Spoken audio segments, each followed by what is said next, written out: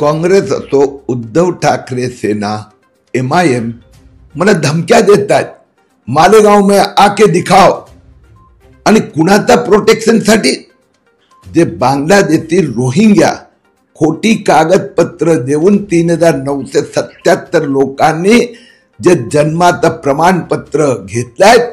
मी उद्या मालेगावला जाणार, हिम्मत असेल तर त्यांनी रस्त्यावर उतरून राहुल गांधी, काँग्रेस, उद्धव ठाकरेची सेनानी सांगावं की ते बांगलादेशींना वाचवणार.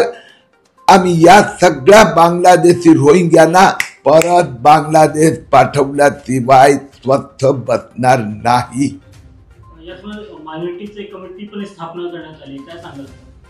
आता स्वाभाविक आहे ना, वोट जिहादचा भाग आहे.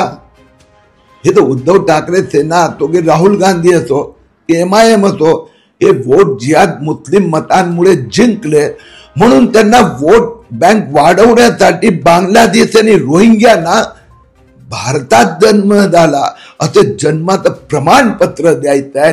किरीट सोमय्या ते होऊ देणार नाही.